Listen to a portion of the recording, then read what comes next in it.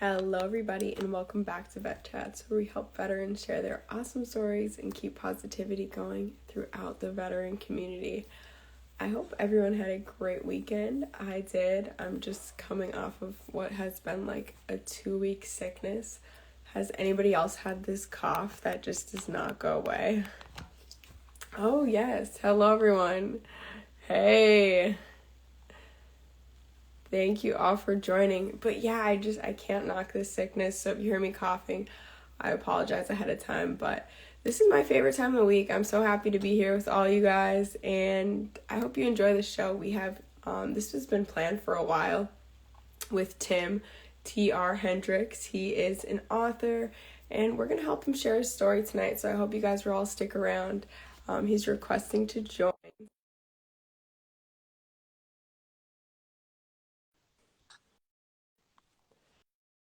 All right. So, weird way to Hello, Tim. Also, this is Tim's first live, so I'm happy to pop your live cherry. Yes, I'm actually quite happy. As you notice, my camera's panning a little here because I was working with the camera angles a little bit earlier, but once we actually went into the live window, it wasn't quite exactly what I anticipated. So, I think we're good now. We're adjusted, right? Yeah, we're all set. So, yeah. How are you? What's going on?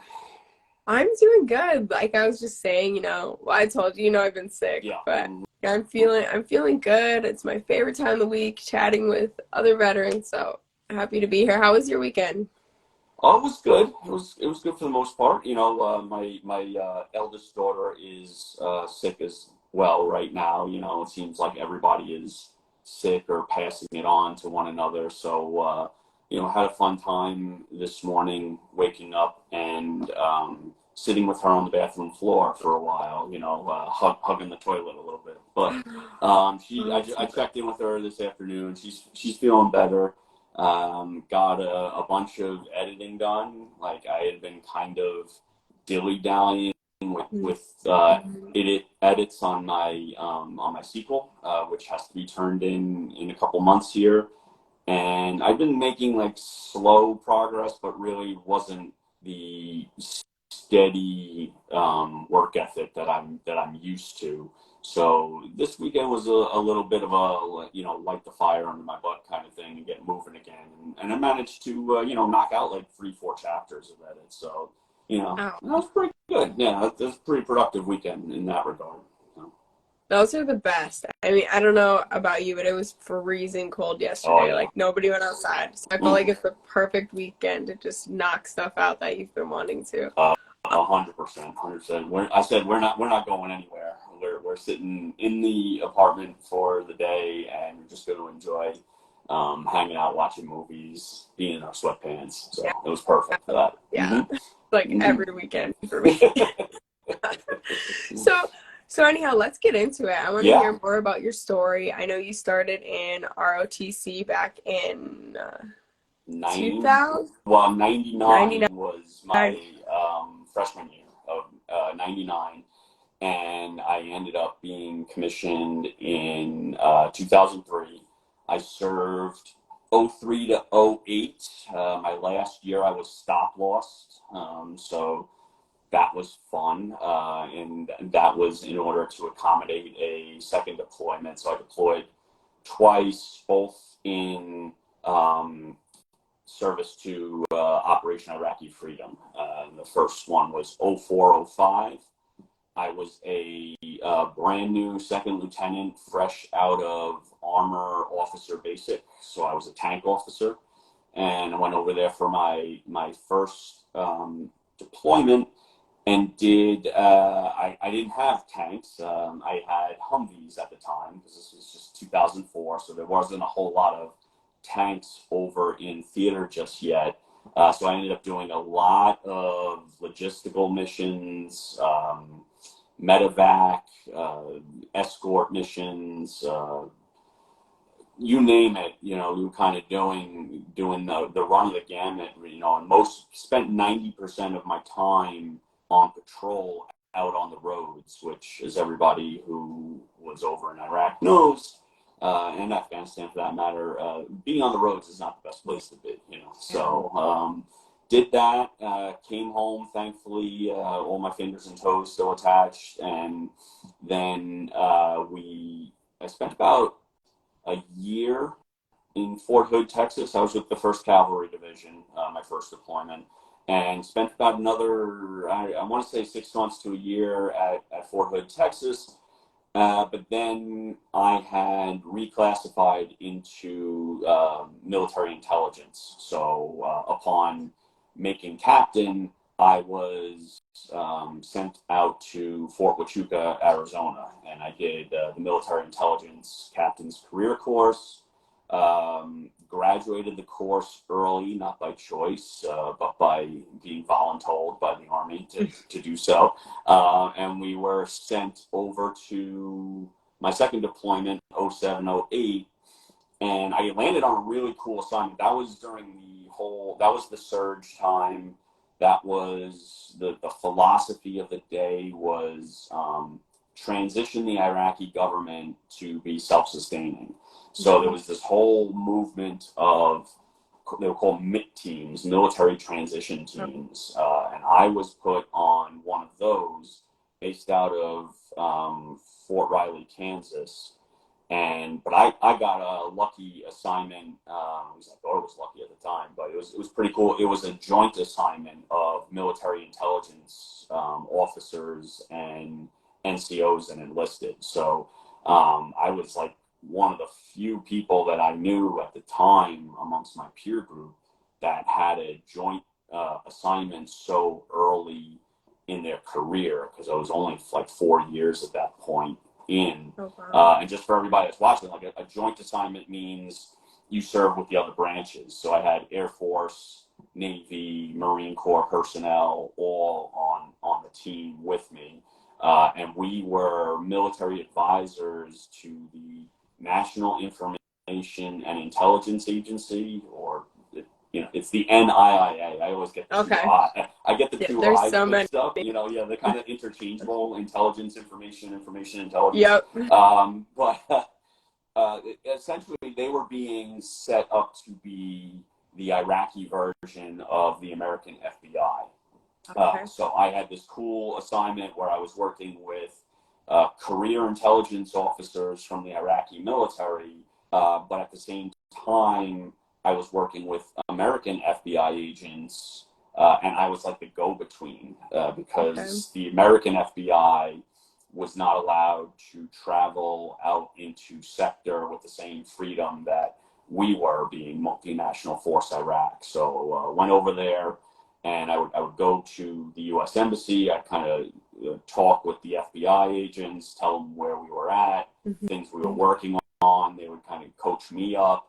And then, like a trainer, I would go over and work with my lieutenant colonel counterpart and his staff to try and implement some of those things. And it was, it got to be interesting at times. It's a lot of, the language barrier and the experience barrier, and there were things to work through. The building's power would just shut off suddenly, and stuff like that. So it was an interesting time. But when all was said and done, I actually ended up being medevaced out of country, not for a non-battle injury. I had a medical condition that developed during my tour.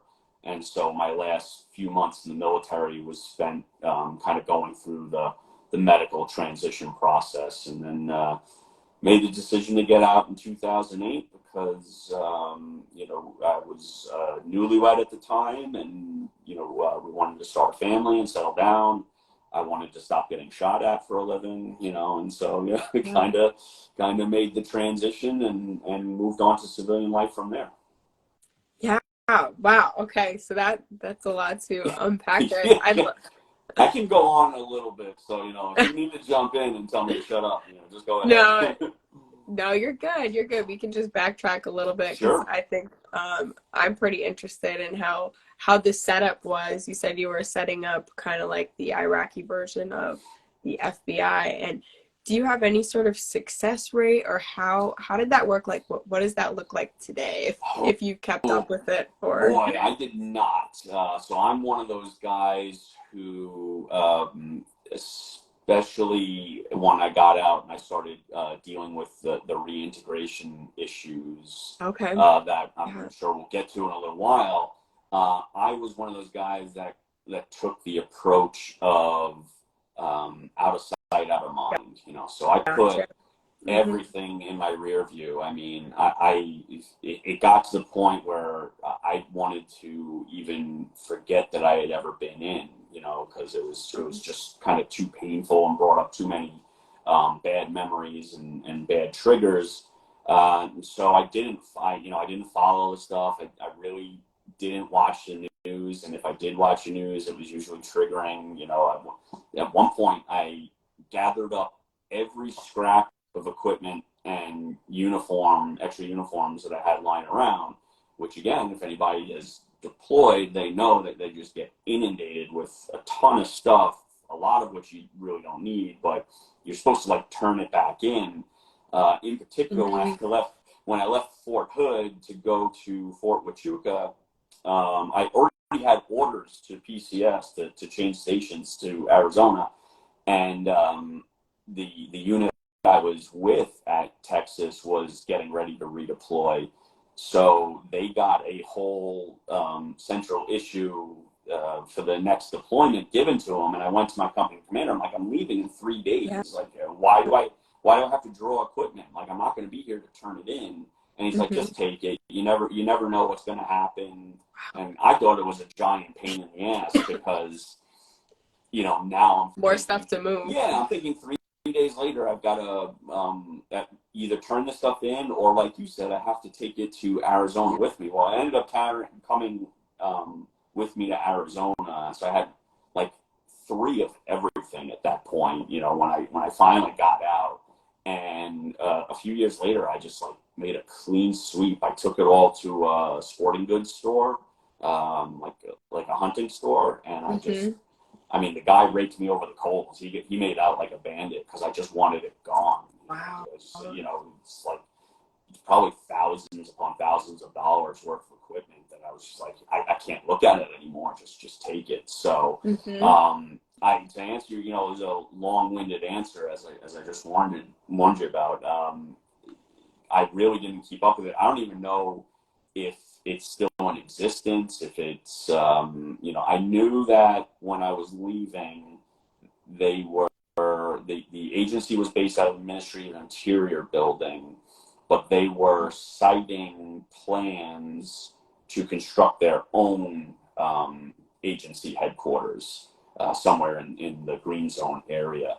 And I don't know if that building ever got built. I don't know. I heard a rumor because when I was working with them, um, the agency was comprised like completely of Kurds. Okay. That was the height, like 0708 was really the height of the sectarian violence. It Hmm. was the Sunni versus Shia, kind of revenge killings going on every night.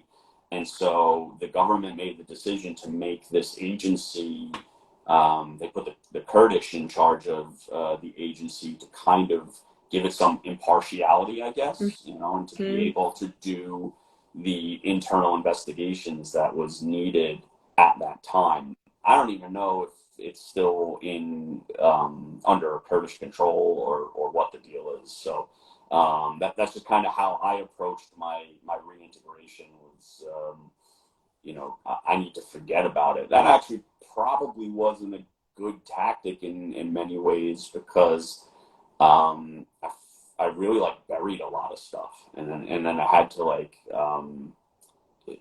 you know it was a hard time like recalling things later on in a therapeutic environment where my perception of the events that had occurred had been so morphed and kind of bastardized, and there was different versions that were playing in my head versus the reality, because of how deeply I had like buried things and avoided, thinking of them for so long.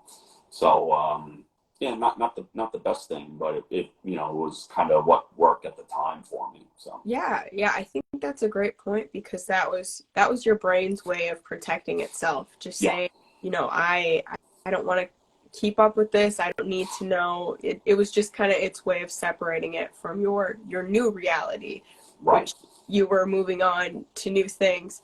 So I think that's really relatable for a lot of people. And Mm-hmm. I've heard that story too, from others that say they just wanted to get rid of all their uniforms. Mm-hmm. They just wanted to, whether it was, like something as simple as just wanting to start over, but like yours, it was kind of rooted deeper, and like you were kind of washing yourself Right. of that Yeah. experience. I just want to go into this more because I've been really reflecting on this recently, just how we can change our view of service. Okay. Um, and how do you feel like that? Have you, you know, I know recently you've gone back and gotten help with PTSD, which we'll get into later. Yeah. Um, so I guess my question is, how have you come to peace with all of that? If you have, yeah, I mean, or if you're still doing that work. I'm still doing the work, and I feel like I will do the work continuously, even if it's just maintaining, even if it's just maintenance, so that I don't slide backwards. Because it's been a roller coaster of a ride, and some really deep dives, bad spirals, and slowly kind of like clawing my way back out, and then the next episode would be even worse. So I am doing the work still. I've been in therapy well over a decade. I came to I've come to a point where I really like kind of accepted everything that's happened, and found a balance with it. I I will never regret my service at all, 100%. There were times that I did say that I regretted it, certainly when I was at the lowest of my lows, and Yep. when I was, having just weird hypervigilance, I'm walking around the house in the middle of the night with my flashlight, checking doors and windows, sudden bouts of anger that like, would put everybody on edge around me, if not afraid of me. And like, that was a really hard thing. Like, my girls being afraid of me, like that was a very hard thing to wrestle with, With young kids. Yeah, 100%. So certainly did regret it at times, but in hindsight, when you look at a kind of a totality, no, I wouldn't regret my service. It didn't end up being what I thought it was going to be. I had maybe a naive, almost Hollywoodized version of military service, which is saying something, because my father is a Marine, served during the Vietnam era. My uncle was a door gunner in the Army during Vietnam. So they told me how it is. They told, especially them coming from the enlisted ranks, and my father really using his experience as a lower enlisted to guide me to the officer track. So it's not like I was, completely blind to what I was going into, but I guess just in my mind, this was always what I wanted to do. I always wanted to be in the Army. I always wanted to serve my country. It's a generational thing in our family, that at least somebody every generation serves. And, that was, to that point in my life, that was my goal and my dream, and everything, every extracurricular in high school, every test I took, every sport I played, it was all gearing towards becoming an Army officer. Like that was Wow. it. And I thought I was going to be, 30 years active duty and retire as a 4-star general. Like that's honestly what my career goal was. And then I got in and I went, wait a second, this is, Yes. this is far different than what I expected. And, there's a lot of things that I don't agree with. There's a lot of things that are wrong here, but I still wore that uniform. I still did my job to the utmost of my ability. At least I hope I did. I made sure that my men were taken care of, that I was the best leader that I could be, and that I did, the time that I was allotted, I made the most of it, and I did everything I could. The things that happened, those are the ramifications of service, especially in an all-volunteer military during wartime. It's not going to be great, but taken as a whole, do I regret it? Not at all. I'd go back and do it again. I might do things a little differently, but like the idea of, if you had the choice, would you just skip over the military and never serve at all? No, that would never occur to me. Yeah, because you wouldn't have ended up where you're meant to be. I just want to go back because we got a comment here from Homeless Grunt. I like the new name, by the way. My dad was in the same cavalry as you at the same time frame, and he's still doing the work. You guys are amazing for it. Oh, thank you. Yeah. Because that takes time, and I feel like that's kind of something that the newer generations of veterans are being almost like gifted, like they're giving that chance to reflect on their service and not bottle it up and bottle it up and drink it down, because there's more resources now, and it's also like a cultural shift in the veteran community where we're encouraged to have conversations like me and you are right here. We're sharing this, like you are being so vulnerable, sharing your story. And so that's going to help others open up and, just realize like you can give yourself a gift of reflecting on that and finding out what it truly means to you. Because when you're out somewhere, maybe at a family event, and someone asks you, so just like a question about the military, or kind of like I just did, it brought it up. And if you haven't reflected on it, it can create like really mixed feelings in yourself. Yeah. And you don't know how to respond because you haven't addressed that internally. So you don't know how to talk about it externally. So I really appreciate you talking about that. Of course. And kind of what we were leading into is it kind of brought you to what you're doing now. And so let's talk about what transition was like and what you ended up doing kind of career-wise after you got out. Okay. Transition was hard, to put it on a word. There was this, it's funny, I was just talking about this with somebody this morning, but there was this notion prior to 9/11, and nobody obviously could anticipate those events happening.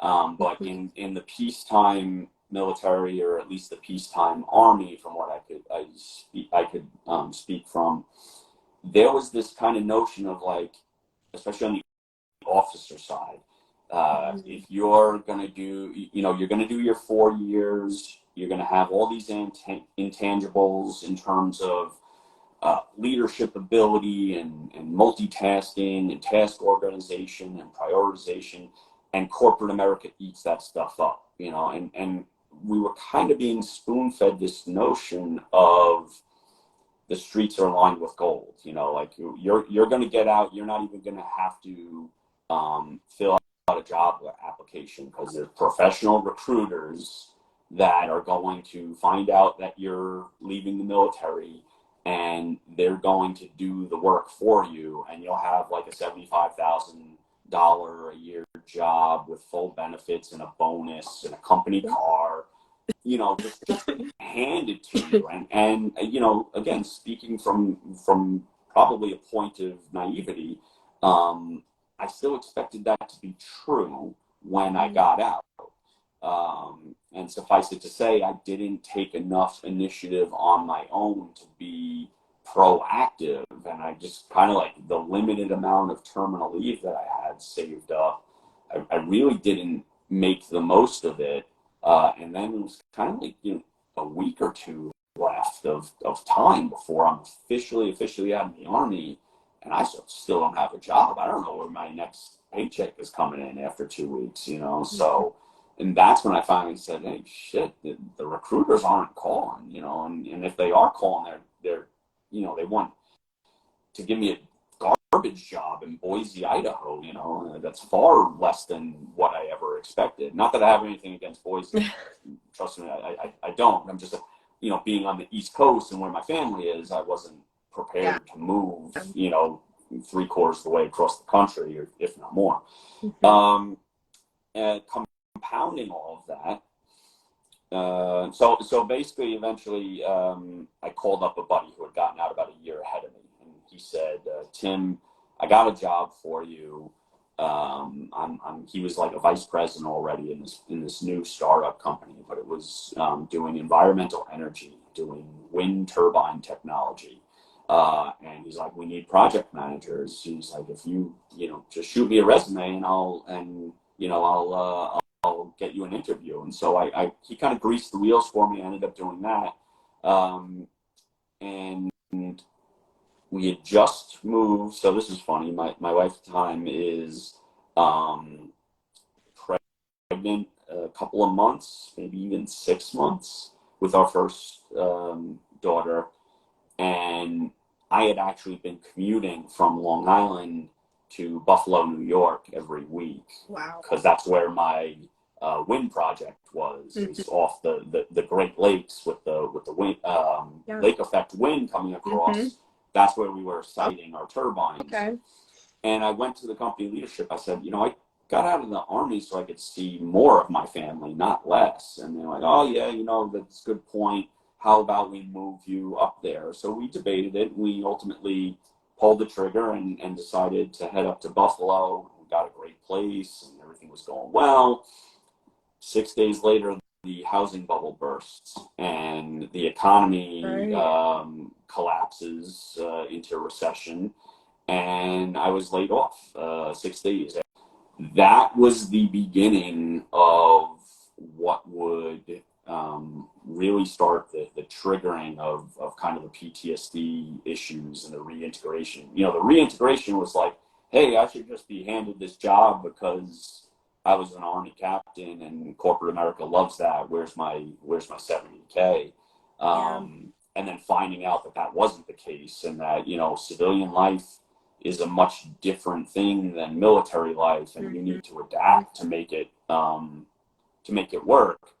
The PTSD on top of it was like, okay, now I'm having my residual issues as a result of my deployments and the events therein, and those were getting triggered by that unfortunate event of being laid off, because like I always say, like, my first deployment, I was a little more aggressive, I guess you would call it, because I was single.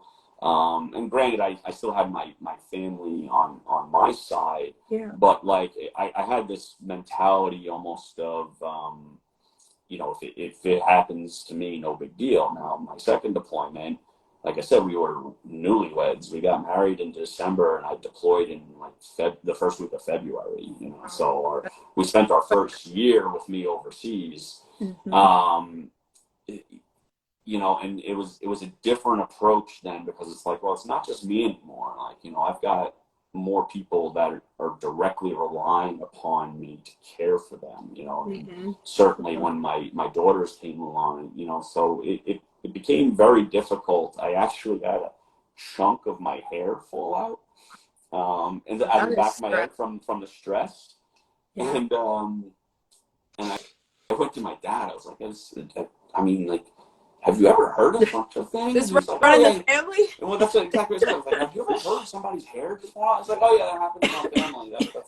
That's like a genetic response. I was like, oh, okay. Thanks, Dad. Thanks for the heads up, So, but, yeah, but that was like the really hard start of the transition. I ended up really only being able to find work in the security field, because that's where a combat veteran could find a job. I ended up working, I caught on with a very prestigious executive protection firm that's based in Hollywood. And they had a contingent of bodyguards here in New York City in case any of their clientele would like land in New York and have to do the Tonight Show or David Letterman or whatever, you know. That makes sense. So I did that for like 2 years, but again, that was difficult on a family life because it could be 3 a.m. and I get a phone call and say, "Hey, we need you in Greenwich, Connecticut to do this escort, and you're not going to be home for 48 hours, and it wasn't conducive to family life, so I ended up transitioning to a different security company from there. Did a couple years with them on the management side of things. Wait, real quick. Yeah. Did you meet anyone like who was Okay, I want to know who was the biggest celeb, and then I want to know who was the rudest. The good thing about our clientele was that they were more established within the Hollywood scene. They had families of their own. They were in their 30s and 40s, if not older. So it wasn't the crazy like Paris Hilton, Lindsay Lohan party scene. Like because I'm not a bouncer. I'm not 6'4", 380. I'm your run of the mill at that time 5'8", 160, 175. I don't know, somewhere in there. So like if you're relying on me to be shoving through the club at 3 a.m. like that's not going to work. So I mean celebrities are what they are. For the most part, I had good experiences with the personalities. I was fortunate to work with some really good ones. Every once in a while, there were people that were, the sense of entitlement would come through, or they just have a bad day like anybody else and kind of, snap at you because you're there. That's just part of the job, it's no big thing. Now, in terms of who I protected, that will get me sued if I divulge any of the names. I signed a non-disclosure agreement that's about the size of a phone book. I mean, it was like this thick. I don't even know. Do they even have phone books anymore? I don't even know. Oh. Internet changed everything. But showing my age. But yeah, not only it was like a 50-year NDA and 50 years, but every year that you were with the company, they made you re-sign it, so that extended it by a year. So it really, like, your clock only started counting down if and when you left the firm. So I mean, that was in 2010, so I'm only like, I don't know, 12 years in, 12, 13 years in. So ask me that question again when I'm 107, and I'll be able to give you some answers. We'll read it in your memoir. Yeah, so I did that, and then eventually the company I was with, it was a security guard company that also had a background screening and a private investigation division. And about five years ago, the two divisions split off. The security guards stayed with the original company. The background screening and investigations went off to another side. And given my military intelligence background, I thought I was a better fit on the background screening and investigation side. So I went over on with them, and I'm still with that firm today. So that's kind of my nutshell civilian career. That's cool how you were able to, I mean, it's not exactly what you're doing, but you still get to use those skills. I'm sure some of it comes in handy. So that's a really good transfer that you probably wouldn't think about, like, you would end up doing. No, and I mean, especially when I first got into the field of like PI work, being a private eye, it was all like retired cops, Oh, just okay. retired cops. They were former detectives. They'd form a little like LLC under their name, and they'd get like a law firm or two under their belt, and they'd run out and do things. And then with the firm I'm with now, it's predominantly veteran. It's a service disabled veteran owned business. So a lot of the guiding principles of Operation Iraqi Freedom and Enduring Freedom in terms of like intelligence collection and analyzation and just like a different logistical approach to investigations, and it's been very successful so far. Yeah, that sounds like a perfect fit for you. So we are getting to that 10-minute mark, and I want to talk about Shoot. Okay. how all of this life experience that you have had has kind of translated into your writing, how it kind of ties into your writing. Yeah, 100%. So What kind of genre would you say your writing is in, just to let everyone. so right now it's thriller, and from there it's a subset. It's probably classified as military thriller, although my protagonist, Derek, while he is a former Marine Force recon officer, he's not your run-of-the-mill kind of guy in the genre. He's retired out of the Marine Corps. He's reintegrating into civilian life. He's experiencing PTSD symptoms, Yeah. And he gets caught up in a situation that's, just kind of painted him into a corner, and he has no choice but to see it through. So I don't really have, I have a bit of a departure within the genre where it's not this global trotting 007 type character, that's in 70 different countries over the span of the books. Like he ends up, he's a wilderness survival instructor whose wilderness survival school, his business that he founded after he got out, is basically floundering and is looking to go out of business. And he ends up taking a job with a private group upstate New York.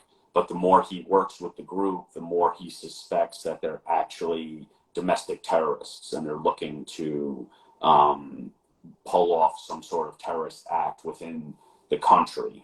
So a different shift, because like my guy is older, he's a family man, he's retired, he's out of the service. And like I said, he gets painted into this corner where he has to address this issue. Otherwise, people might get killed. But it was like, it's not, he's not fighting the Russians or the Syrians or anything like that. It's domestic terrorism. Now, in terms of how my life experiences, military experiences and reintegration and wrestling with PTSD is translated,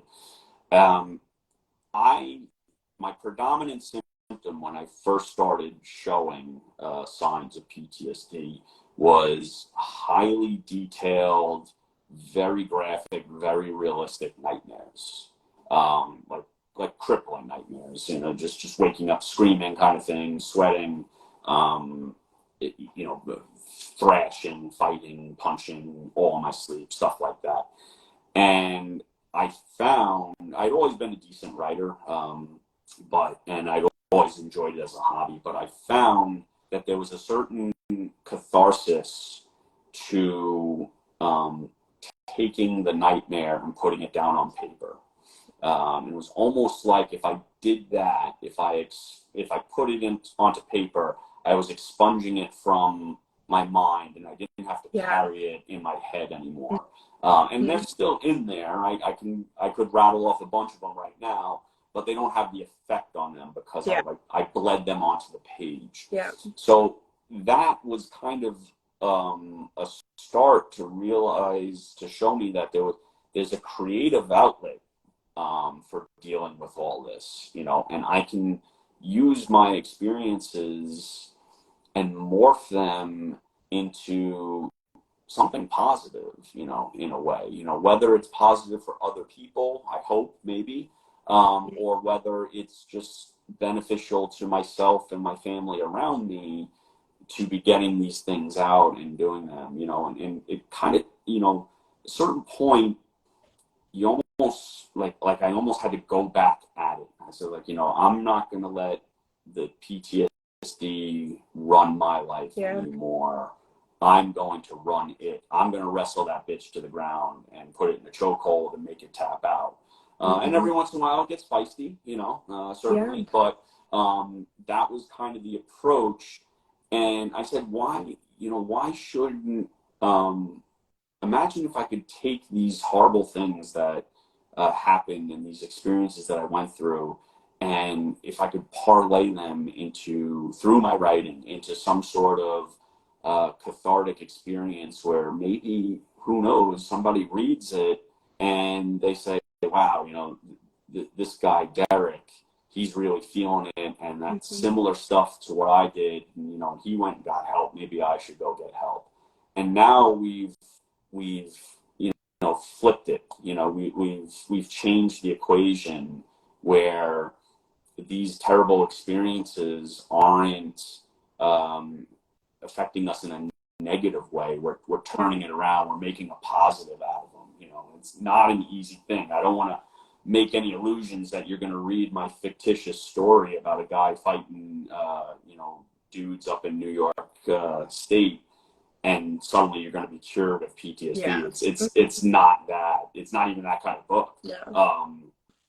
But I do think there's enough in there that veterans, especially, everybody could relate to, but veterans and people with trauma can relate to.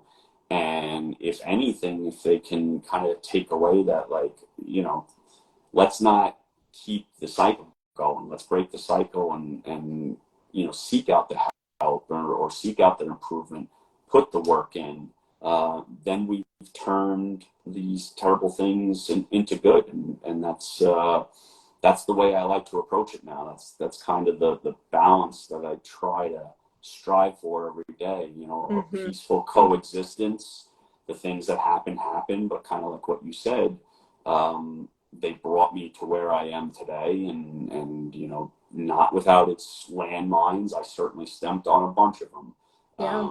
But if anything, also kind of what you said in terms of the younger generation, like for guys such as myself, guys and gals got out, 10, 20 years ago, like, don't make the same mistakes we did. We've paved the way, like you said, that we've changed the culture and the climate where it's accepted to talk about those things. It's accepted in most circles to seek out the help that you need and everything like that. So don't do it all on your own.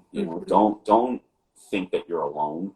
There's resources, there's people. I guarantee you right now, if somebody's watching this, they could reach out to another veteran who's a complete stranger, and 9 times out of 10, that veteran would be willing to help them through, at least talk through or connect them to somebody, So definitely that's, if I could leave off with anything, I would say that's it. Don't go at it alone. Don't reinvent the wheel. Enough of us have cleared a way through the minefield that you don't need to, step on them yourself. Just follow behind our lead, and, we'll see you through the other side. So. Yeah, I want to point out that Tim here, for everyone listening, he went over 10 years without, you were suffering in silence. You would say that because you are only 1 year of post getting help. Really, right? Yeah.